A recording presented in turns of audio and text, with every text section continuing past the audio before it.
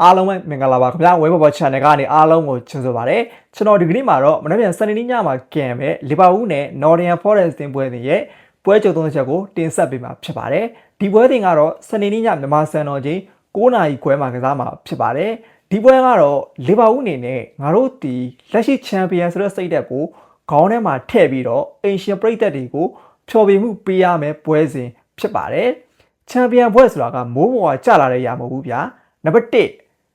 ခြေသောမိုင်းကောင်းအောင်မယ်နံပါတ်2အဲ့ခြေသောမိုင်းကောင်းမှုကိုတသက်မဲနဲ့ဖြစ်ရမယ်နံပါတ်3ကန်သာနာကောင်းအောင်မယ်ကန်သာနာကောင်းအောင်မယ်ဆိုတာကအတင်းတင်းအနေနဲ့အင်ဂျူရီပိုင်းဆိုင်ရာလည်းပြဿနာမရှိရဘူးနောက်ပြီးဒီကိုကမိနစ်90တင်တည်ကြ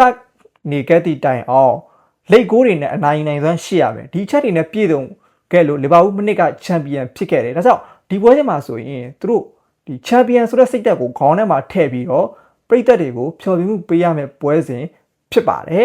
်တနည်းအားဖြင့်ဒီပွဲစဉ်ကလီဗာပူးအနေနဲ့နိုးထားမဲ့ပွဲစဉ်လည်းဖြစ်ပါတယ်ဘာလို့လဲဆိုတော့သူတို့အရှိရပွဲစဉ်တွေမှာဆိုရင်တောက်လျှောက်ကိုရလက်တွေစိုးရလာတာဒီနောက်ဆုံးကစားခဲ့တဲ့9ပွဲမှာဆိုရင်4ပွဲထိရှုံးနေထားတယ်တပွဲပဲနိုင်ထားတယ်အက်စတွန်ဗီလာကိုအိမ်ငွေ့မှာ2ဂိုးကိုမရှိဆိုတော့ရတဲ့နိုင်ရရှိခဲ့တယ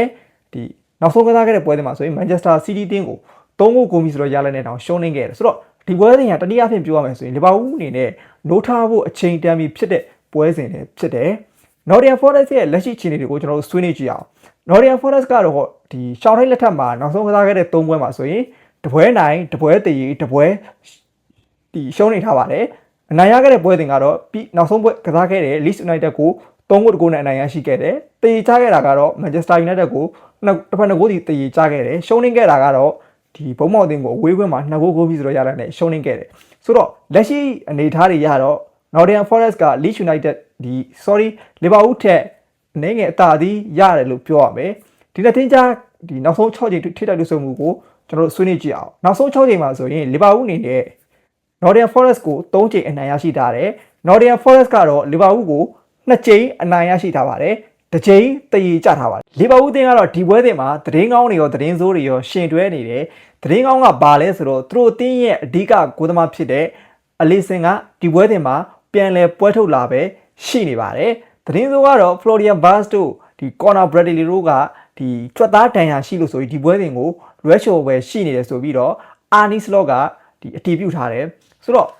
့လီဗာပူးရဲ့လူသင်းမှာဆိုရင်ဒီ right back တနေရာမှာတော့ Bradley အစားကျွန်တော်အမြင်ကတော့ Curtis Jones ဖြစ်မယ်ထင်တယ်ဒါမှမဟုတ်လဲ Szoboszlai ဆင်းကစားနိုင်တယ်ဒီ center back ကတော့ထွေထူးပြောစရာမလိုဘူးဒီကွန်နာတီနဲ့ဗန်ဒိုက်တွဲပဲဖြစ်ဖို့များတယ် right back တနေရာမှာဆိုရင်တော့ Robertson ပဲကစားဖို့များနေတယ်တိုက်စစ်ပိုင်းမှာဆိုရင်တော့ဒီ AKTK ပဲကစားဖို့ရှိနေတယ်ပြီးရင်ဒီလက်ဝင်းတနေရာမှာဆိုရင် Gabbo ကစားပြီးတော့ Roy Win မှာဆိုရင်စားလက်ဖြစ်ဖို့များတယ်ကွင်းလွယ်မှာဆိုရင်တော့ Mac Allister ရဲ့ Gravenberch ရဲ့နောက်ပြီးဒီ Szoboszlai ဒီကစားဖို့များနေပါတယ်ဆိုတော့လီဗာပူးတင်းရဲ့ formation ကတော့4-2-3-1ဒါမှမဟုတ်4-3-3ပုံစံနဲ့ကစားလေ့ရှိတယ်ဒါအပြင်တချို့ပွဲတွေမှာသူတို့တိုက်စစ်ပိုင်းကိုအားပြုကစားခြင်းတဲ့အခါမှာ3-5ပုံစံနဲ့ကစားလေ့ရှိပါတယ်ဒါအပြင်လီဗာပူးတင်းကဒီ positional play တွေ quick transitional play တွေနဲ့ပြိုင်ဘက်ကိုအလဲထိုးနိုင်စွမ်းလည်းရှိပါတယ်လီဗာပူးမှာကျွန်တော်အကြိုက်ဆုံးချက်တစ်ချက်ရှိပါတယ်ဘာလဲဆိုတော့ဒီကစားသမားတွေကသူတို့ကစားနေကြဒီ position မဟုတ်ဘဲနဲ့ပွဲချိန်တွေအတွင်းမှာဒီသူတို့ position တွေကိုအကောင်းဆုံး rotate လုပ်တဲ့အပိုင်းမှာပဲသူတပြည့်ဒီ Gravenberch ဆိုရင် number 6 row ကစားနေသည့်တိုင်အောင်သူတခါတည်းမှာဆိုရင် right number 8 row ရောဒီ right back တနေရာအထိ light ပါဆင်းပြီးတော့ကစားနိုင်တာကိုတွေ့ရတယ် Mac Allister ဆိုရင်လည်းဒီတိုင်းပဲကွင်းလည်နေမကဘူးဒီပြိုင်ဘက်ရဲ့ဒီ final သက်ဆုံးဒီ area box ထဲမှာလိုက်ပြီးတော့ဂိုးကန်သင်းကွင်းတွေလောက်တာနံပါတ်10 row နေရာထိ light ပါကစားနိုင်တာကတကယ်ကိုကောင်းမွန်တဲ့အည်သွေးတွေရှိတဲ့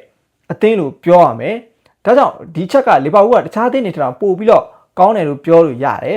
တစ်ဖက်ကဒီ Nottingham Forest အသင်းကတော့ဒီ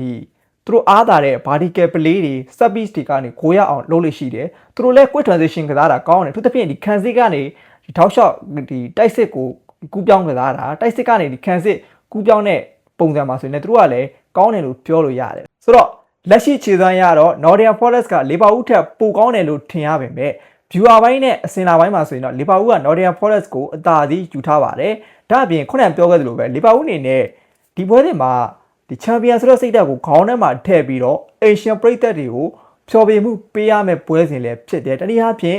ဒီ Manchester City ကို3ခုကုန်ပြီးဆိုရလက်နဲ့ရှုံးနေခဲ့မှုကိုအကောင်းဆုံးပေါက်ပွဲပြရမယ့်ပွဲစဉ်လည်းဖြစ်ပါတယ်ဒါကြောင့်လီဗာပူးအနေနဲ့ဒီပွဲစဉ်မှာဆိုရင် ဒီ Nottingham Forest တင်းကိုအကောင်းဆုံးပေါက်ဝဲပြပြီးတော့ဂိုးပြတ်နိုင်ပွဲဖော်ဆောင်သွားမဲ့ပွဲစဉ်တစ်ပွဲလို့သုံးသပ်မိပါတယ်ဗီဒီယိုလေးကိုအဆုံးထိကြည့်ပေးကြလို့အားလုံးကိုကျေးဇူးတင်ပါတယ်ခင်ဗျာ